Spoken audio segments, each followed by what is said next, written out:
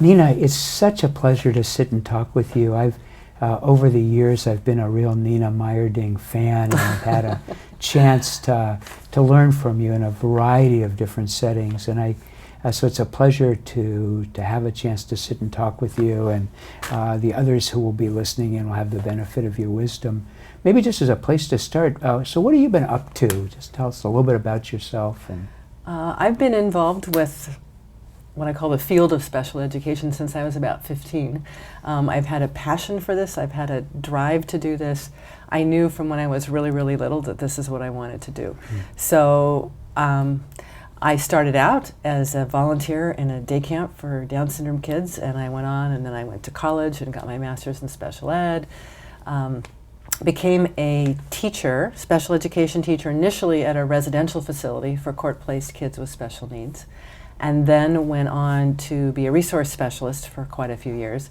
And during that time, I developed a connected passion, which was I wanted to go to law school to do disability rights advocacy and class action work and represent students and parents. And so I went off to law school as I was teaching during the day, and I remember that it was the last day of a school year, and he said, the principal said, will you be back next year? And I said, yep, I took the bar, but nobody ever passes the bar in California the first time. And he says, okay, we'll see you then. And then right then, my husband calls on the phone, and he says, you got a letter? And I said, okay. and he starts reading, the date and who it's from. I said, go to the bottom line, go to the bottom line. He goes, well, you passed. So I go back into the principal, and I said, actually, I'm not coming back. And he goes, what did I say? I said, no, I'm actually going to go be a lawyer. So then I was a lawyer for a while, and I pretty quickly realized, as much as the drive to change things and the drive to make things right was sort of embedded in my system and how I grew up, I also really realized that the adversarialness of the legal system, especially in the area of special education, felt to me the antithesis of what we should be doing. That especially when there is a relationship that could go on for years and years and years. If you look at a child who comes into special education early on, is going to be there most of their growing up years, to create an adversarial environment, or to, even if it's already created when you get it, not work to resolve it in a way that is healthier, really, really stuck with me. So then I became a mediator. And I was a mediator for 30 years and loved it. I just absolutely loved it. As part of that, I began to do a lot of training and teaching in the areas of mediation in general and special education mediation. And then about 8 or 9 years ago, I became the mediation partner with the Wisconsin Special Education Mediation System. And I live in Washington, and the program is in Wisconsin, so I commute, and we do a lot of video calls and teleconferencing, and that's another facet for me, because that's more program design and training and working with other people who are mediating. So it's really been an evolution of sorts, but it's always, even when I've mediated other things, health, medical things, family cases, the core has always been coming back to my passion, which is special education. Yeah, I remember, I think, first time that I really got a clue about who you were was I had a chance to be part of that interview process in Wisconsin. It was kind of like, wow. Well, thank you for thank you for getting me that job. Yes, there was unanimity about what an incredible resource you would be. Oh, thank you. So you do a lot of training work, Nina, and as you kind of think about your experience training people in special ed dispute resolution, are there some sort of enduring truths, or if you think about the messages that have been most important to impart, are there some that come particularly to mind? I think for me, and this has sort of been a transition that's made this issue extremely important for me the last probably decade, is that I think a lot of people come to mediation not because it's the appropriate dispute resolution, but for them it's the alternative, meaning, I guess I'll try this, and they wait and they put it off, or they think of it as some way of, I didn't do something right, so I have to go to mediation, or they think of it as something that they're dreading, that it's not, they see it as, I've got a problem and now I've got to deal with it. And for me, mediation is extremely effective at that stage, but it's even more effective if it's used really, really early. So when people say to me, a district might say, my district's never been to mediation before, and they're very proud, and I go, oh, that's too bad. And they go, well, what do you mean? It means we're doing it right. I said, you're doing a lot of things right. I have no question about that. But the concept of mediation is using it only when something is wrong versus proactively designing something to look at how do we create an environment with this parent in the district and all their resources to make something work, not try to fix something that's broken. And so for me, it's really about creating a different mindset around mediation. When I train people both to be mediators or what it's like to go to mediation, I train advocates who are going to mediation. And I say, think about word choices, think about how to be constructive, think about how you focus on strengths rather than always what's the problem. How do we use this as an opportunity to build a relationship, not just look at it as a possibility of repairing one. Building, to me, is different than repairing. Repairing means damage has already been done. And so to use that process, I think more proactively, to have it focused in a way that people see it as the appropriate thing rather than the alternative to other, maybe worse options in their mind. It totally changes the mindset. So, as I think about an area that you've really, I think, made enormous contributions has to do with cross-cultural communication and the influence of culture on collaborative problem solving and conflict resolution. Say a little bit about that and kind of your thinking in that area. That is truly my, probably of all the areas of communication, that's the area that I have the most passion for, and also that I feel the most misunderstandings happen. From a cultural perspective, even as far as communication, we have cultures that are very direct cultures and cultures that are very indirect cultures. And some people say, well, I say what I mean. Here's the topic, I'm going to say what I mean. And, you're going to just have to deal with it. I'm going to just tell you the way it is. And these are people that might come in and say, your child will never be able to do whatever the is, and the parent sort of reels back, and the person who's very direct says, but it's important that they know and understand that we'll be there to help them. But the fact that it was such a direct statement, they see it as being honest and straightforward. But if someone comes from a culture where you talk around things like this, an indirect kind of speech, that feels very aggressive and very domineering and very rude. The flip side is if you are a direct speaker and someone talks like this, it's very frustrating because you're going, just tell me what you want, tell me what you need. And they'll say, well, I heard about this, or have you ever thought of it? And this person is doing this to show respect and to show connection and to preserve harmony. And this person over here who's used to this is like, just brass tacks. Tell me what tell me what the thing is, And so that kind of miscommunication I see happening all the time. The indirect person thinks this person that's direct is arrogant or rude or bossing them around, and the direct person looks at the person who talks like this and says they're vague, they're ambivalent, they don't know what they want. Maybe they're not even telling me the truth because they can't tell me something directly. And so you have this cross-cultural misfire that comes from just two very, very different ways of communicating, both of which are right. There's not a right or a wrong, I also see a difference in how across cultures people see families. So I've done mediations, special education mediations, a lot of different kinds of mediations where, we think of people who are parties, who are the parties to this dispute, rather than who are the people that are being impacted. And sometimes you'll have cultures where multiple generations are raising a child. I remember one where there was literally a 4-story home, and each story had a different generation.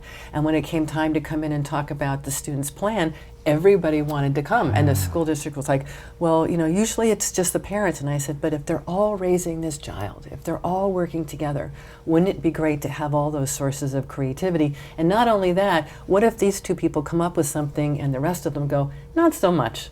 I don't really like that. And then you have to deal with the repercussions of people who are very involved but aren't on board yet. So part of it is, how do people see a family unit?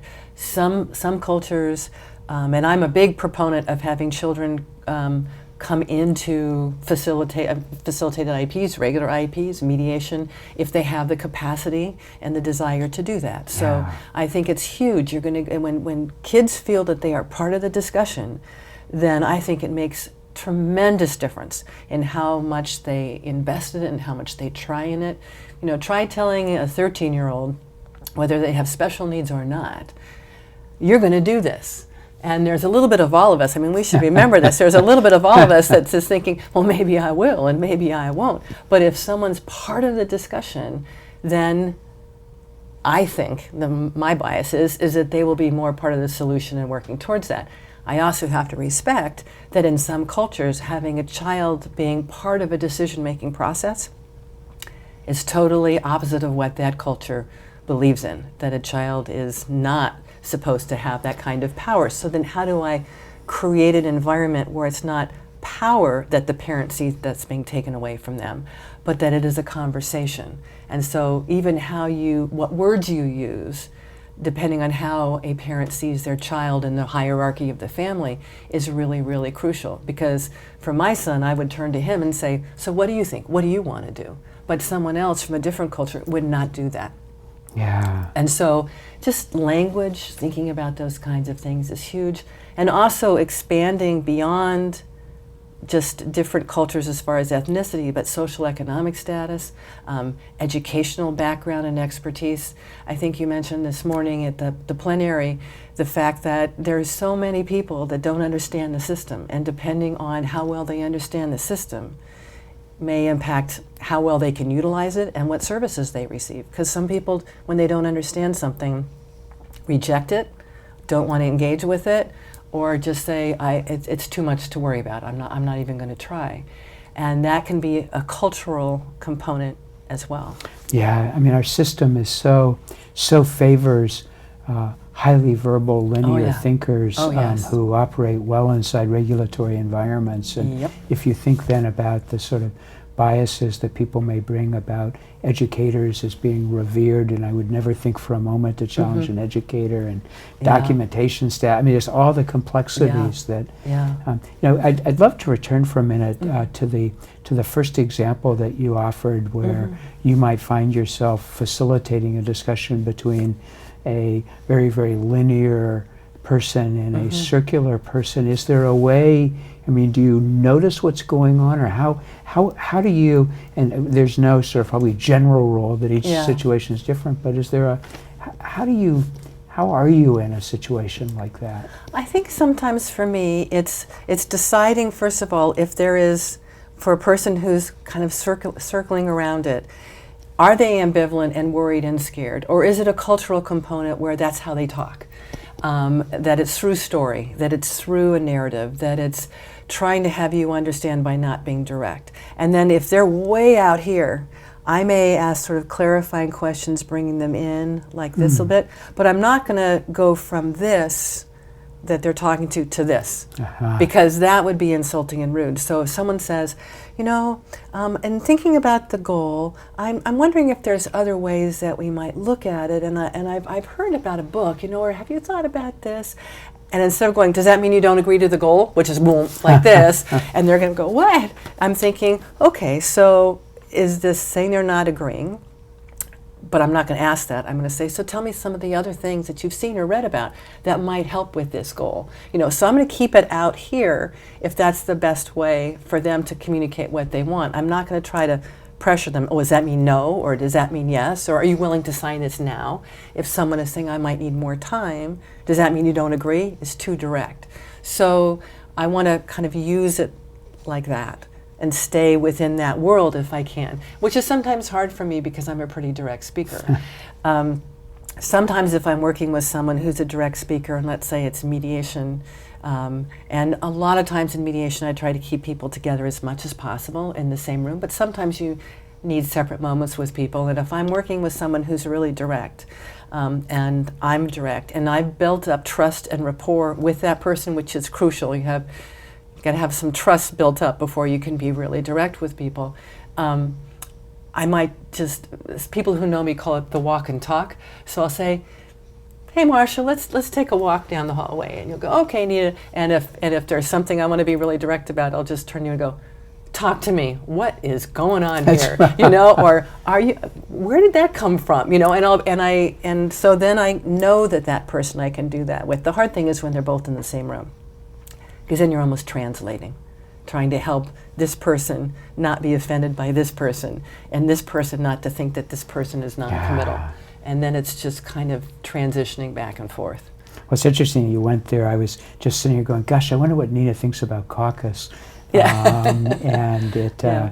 you know, coming out of the community boards model, I learned that Yeah. you never caucus, and Yeah. and have since been around a lot of people who have said that you never say never. Yeah. And it, so the, you know, IEP meetings, IFSP meetings present really an exquisite opportunity for people to come together and and really apply their best thinking to planning for a child. Are there ways that that meeting can be most advantageously used? I think I sort of divide it into multiple steps, and from the very beginning, the whole preparation piece is huge to me.